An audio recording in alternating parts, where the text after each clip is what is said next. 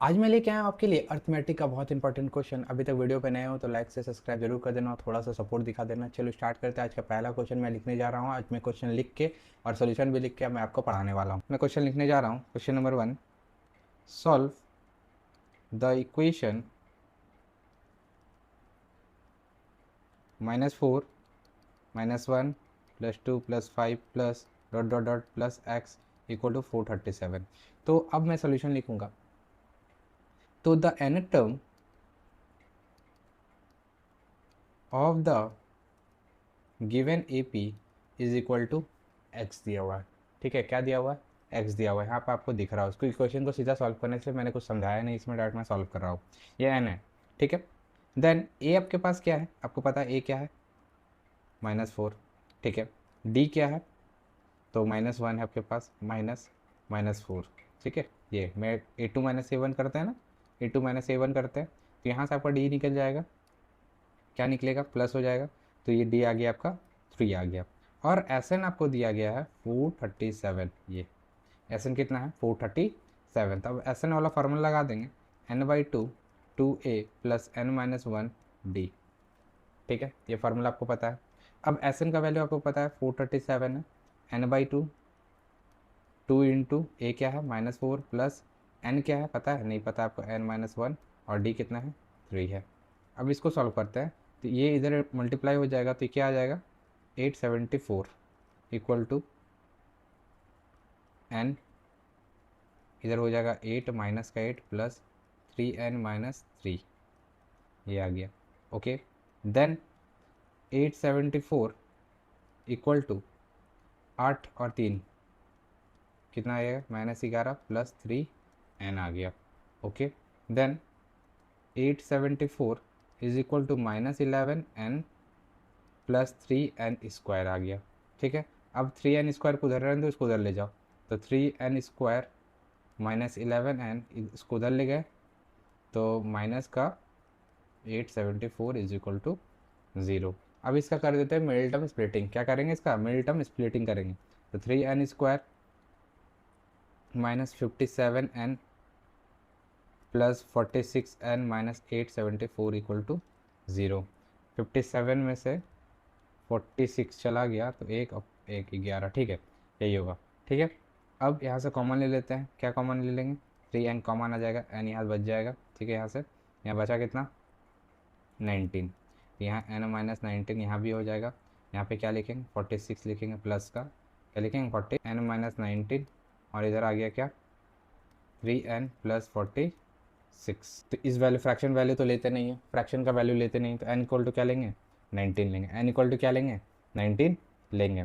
ठीक, तो n equal to मेरे पास 19 आ गया। अब x equal to a plus n-1 d।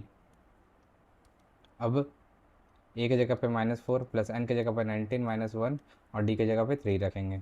तो -4 प्लस 18 इंटू 3, 18 इंटू 3 54 प्लस -4। ठीक है, तो 50 आ गया इसका क्या? x का वैल्यू। वैल्यू ऑफ x क्या हो जाएगा? 50 हो जाएगा। अभी तक आपको समझ में आ गया होगा मैंने कैसे सॉल्व किया। यहाँ पे थोड़ा सा कन्फ्यूजन हो गया था तो उसको ठीक मैंने कर दिया। चलिए अब अगले क्वेश्चन की ओर बढ़ते हैं। अगला जो क्वेश्चन है अपने पास, क्वेश्चन नंबर 2, इसको मैं ब्लू पेन से लिख रहा हूँ। The sum of first q term of an EP is 63q minus 3q square if its pth term term is -60. Find the value of p. Also find the 11th term of this AP. Okay, of this AP। अब इसको करना है अपने को solve. ठीक है, क्या दिया गया? The sum of the first q term of an AP is 63q minus 3q square if the pth term is -60। Find the value of p। Also find the 11th term of this AP। तो तेरे पास S Q दिया हुआ है 63 Q minus 3 Q square, ठीक है। यहाँ से S1 हम निकाल देंगे, तो 63 क्यू की जगह पे 1 माइनस 3 क्यू की जगह पे 1 का स्क्वायर, तो कितना आ जाएगा भाई, तो 63 माइनस 3, ये आ गया 60। S1 कितना आ गया, अब S2 निकाल देते हैं यहाँ से, तो 63 इंटू 2 माइनस 3 इंटू 2 का स्क्वायर, तो 63 इंटू 2 कितना आ जाएगा 126 माइनस 4 4 12 12 12, ठीक है। यहाँ से कितना आ गया 114 आ गया। S2 कितना आ गया, तो यानी कि A1 इक्वल टू S1 है, A1 किसके बराबर है, S1 के बराबर है। देन A1 इक्वल टू 60 हो जाएगा, A1 इक्वल टू क्या हो जाएगा 60 हो जाएगा। Then A2 is equal to difference of S2 and S1, ठीक है। A2 क्या है, किसके बराबर है, difference of S2 and S1, तो then A2 equal to 114 minus 60, ये आ जाएगा 54, यानी कि D जो कॉमन डिफरेंस है, कॉमन डिफरेंस जो होगा, जो कि मेरा D है A2 माइनस A1, तो यानी क्या हो जाएगा 54 माइनस A1 कितना है मेरे पास 60, ये कितना आ जाएगा -6, मतलब D कितना आ गया अपने पास -6 आ गया। देन A प्लस P एक टर्म मेरे से पूछ रहा है ना, P माइनस 1 लेंगे, N पूछता है तो N लेते हैं, इक्वल टू -60, क्योंकि यहाँ पे टर्म तेरे को दिया हुआ है -60, P एक टर्म किसके बराबर -60 के बराबर है, ओके। देन ये तेरे पास क्या है 60 प्लस P तेरे को पता है, नहीं पता है, P माइनस 1, D पता है -6 इक्वल टू -60।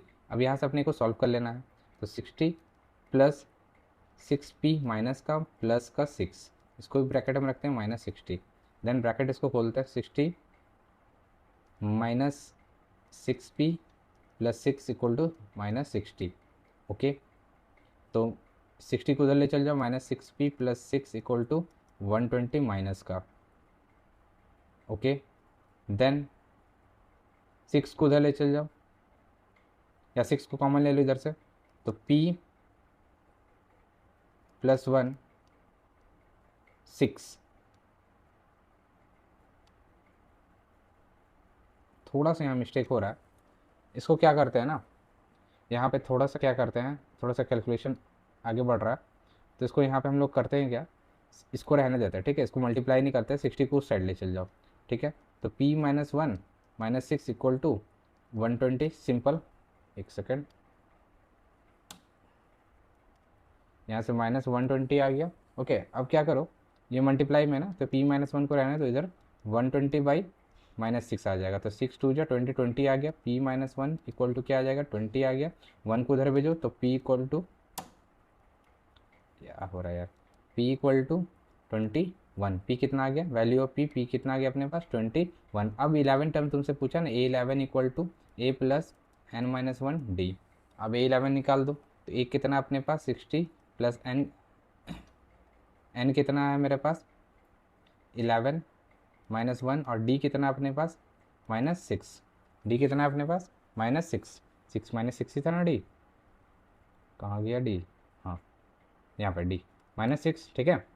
देन 60 प्लस 10 गुना -6, मतलब कितना आ गया, ये 0 आ गया, मतलब कैसे 0 आया, 60 प्लस माइनस हो जाएगा 60 ख़त्म, यानी A11 टर्म कितना होगा 0 होगा, A11 टर्म कितना हो जाएगा 0 हो जाएगा, ओके। क्वेश्चन नंबर 2 भी हो गया आपका। Question number 3, √2 √18 √50 and √98 dot dot dot is the above pattern in AP, justify your answer, ठीक है। तो मुझे जस्टिफाई करना है ये आंसर को, तो कैसे करेंगे जस्टिफाई, तो सबसे पहले जो तेरे को दिया वो लिखो, √2 √18 √50 एंड √98, इसको अपन लोग क्या करेंगे, इसको ब्रेक करेंगे, क्या करेंगे ब्रेक करेंगे। तो √2 को तो रहने दो √2, ठीक है। तो √18 को कैसे लिख सकते हैं 9 इंटू 2 लिख सकते हैं, √50 को 25 इंटू 2 लिख सकते हैं, √98 को 49 इंटू 2 लिख सकते हैं, तो √2 रह जाएगा, 9 का रूट कितना निकलेगा 3√2, 5√2 और 7√2, ठीक है, कितना आ गया, ये आ गया ना। देन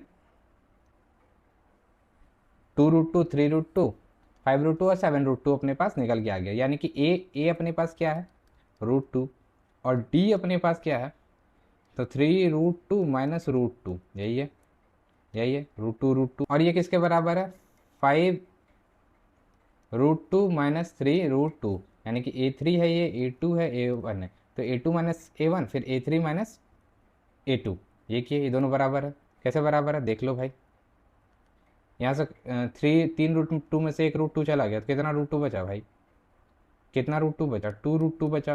फिर इधर भी देख लो, 5√2 में से 3√2 चला गया तो कितना √2 बचा, 2√2 बचा। मतलब कि ये क्या आ रहा है, कांस्टेंट आ रहा है, क्या आ रहा है, कांस्टेंट आ रहा है। सो द गिवन एपी या so given pattern is an AP with common difference, common difference आ जाए तो बता देंगे डी कितना आ रहा है, 2√2। यहाँ से भी इसको देखो, 7√2 में से 5√2 चला गया तो 2√2 बचेगा, है ना। अब क्वेश्चन नंबर 4 की बारी।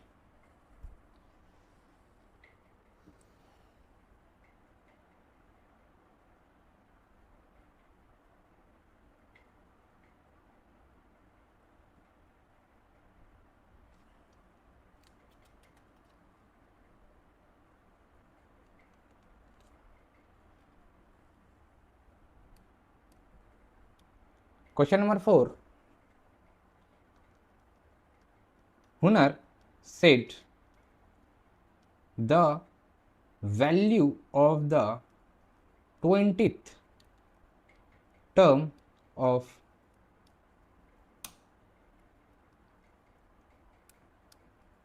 20th term of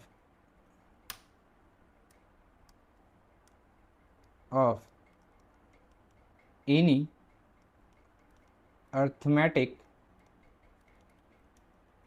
प्रोग्रेशन, प्रोकोम प्रोग्रेशन समझ रहे, ठीक है, पूरा नहीं लिख रहा, प्रोग्रेशन इज डबल दैट, मतलब ट्वाइस बोल रहा है, of the 10th term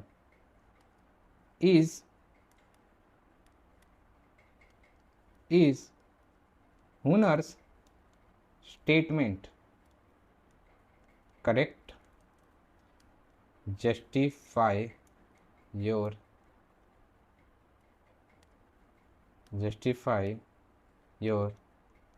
answer, ठीक है, इसको जस्टिफाई करना। क्या बोला, उन्होंने said that the value of the 20th term of any arithmetic progression is double that of the 10th term is Hunar statement correct, justify your answer. तो चलो देखते हैं, जस्टिफाई करने की कोशिश करते हैं।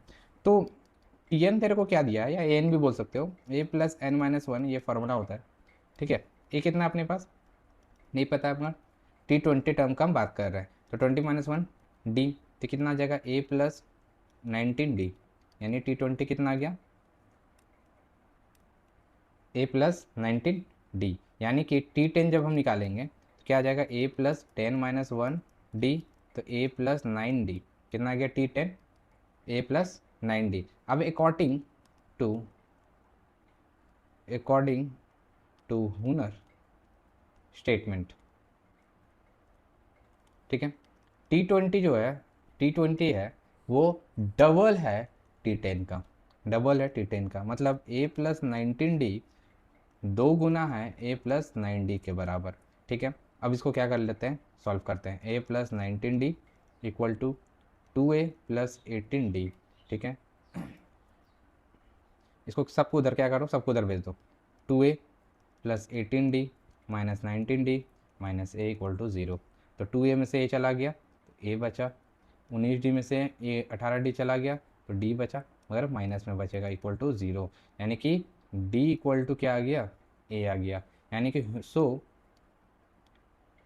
हुनर statement is correct only when A equal to D. कब होगा करेक्ट, जब A किसके बराबर हो जाएगा, D के बराबर हो जाएगा, but not for any AP, not for any AP, ठीक है। Now next question, question number 5, question number 5 ये आपके लिए होगा, ये आपके लिए होमवर्क होगा, मैं लिख रहा हूँ। Find the sum of the integer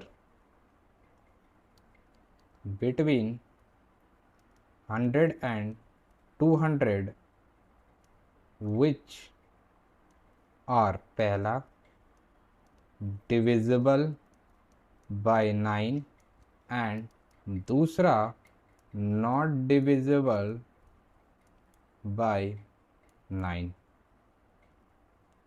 ठीक है, बहुत अच्छा क्वेश्चन है, बहुत इंपॉर्टेंट क्वेश्चन है। और अभी तक आपने मेरे को सपोर्ट नहीं किया तो भाई सब्सक्राइब करके सपोर्ट कर दो। मैं डेली आपके लिए 9 बजे वीडियो लेके आता हूँ ऐसे ही मैथ्स के। मिलते हैं अगले वीडियो में। Thank you.